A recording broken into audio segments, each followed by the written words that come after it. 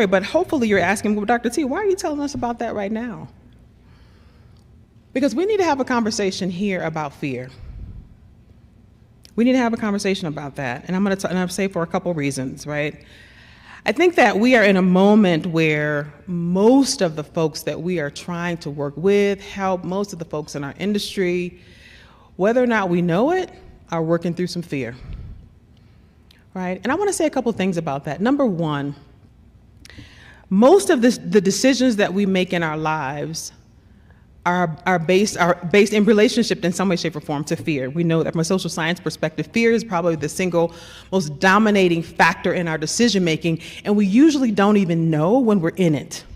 I knew when I was on a plane I was in it, but most of us go through life and we don't even realize a lot of our decisions are made in relationship to fear. How many of you went to college because you didn't want to be, right, you wanted your life to be more than this. You were afraid that you might have to be at some point, like saying, like your life would be, welcome to McDonald's, may I take your order?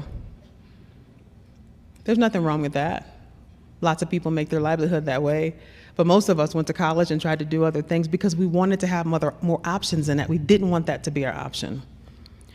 So first of all, most of us are making those decisions in fear, and we're running away from the thing, like just kind of what they call magnetic repulsion, right? You're running away from the thing that you fear the most, and you're not even aware of the fact that you're running away from it.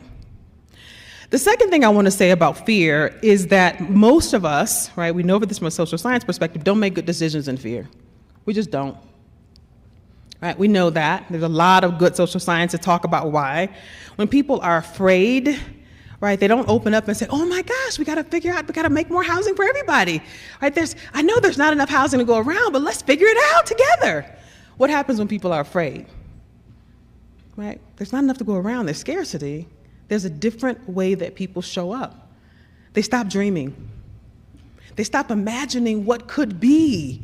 They stop thinking about, wow, what if we could? And they start talking about, well, how do we protect what we have from those who might not have it and want to take what we have? That's a bad place for us to be in housing. For those of you who've been in housing for a long time, we know what that feels like, and the opportunity and the responsibility for us in this moment is to help people get out of that mindset. We're going to talk about that in a second. The third thing I want to say is Americans are more afraid of more things than we have been in a very long time. I like to say, remember those days when I remember the Gallup polls, they used to do Gallups. What are Americans afraid about? And the number one thing was people were afraid of public speaking. That was the number one fear, followed by spiders. My golly. And now when Gallup runs that list every year, the top things are really, they're afraid that we're about to be in a civil war. They're afraid of their kids getting shot and going to school. They're afraid of, right, not being able to feed their kids, not having a job. What happens when the government shuts down? I mean, like we're in a situation, people, and when folks are in the state of that, it's really hard for us to get folks to the next evolution of what has to happen in housing. So here's the thing, for the work that we have to get done together, let me just say, this is not in your job description. I don't know anybody in this room who has in their job description that it's my job to manage people's fear. How many of you saw that in your job description and were like, wait, what? How do you do that? No. But I'm going to tell you right now, that's probably the most powerful thing you can be doing right now, because nothing else will happen unless we can figure that part out. Do y'all get that? No, let me ask you a question. Do y'all really get that? Okay, let me ask one more time. Do y'all get that? Okay.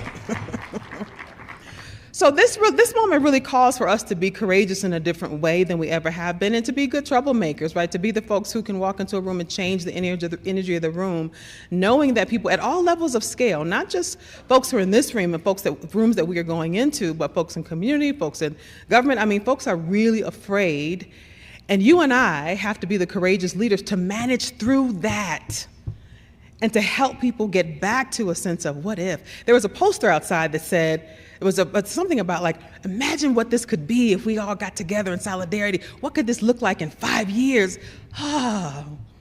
Right? Imagine what this could be.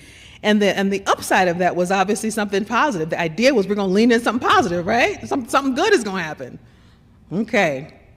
A part of what I do with the Case Made is help people to embrace that, to manage that energy, right? How do you help people launch big ideas when things are tough?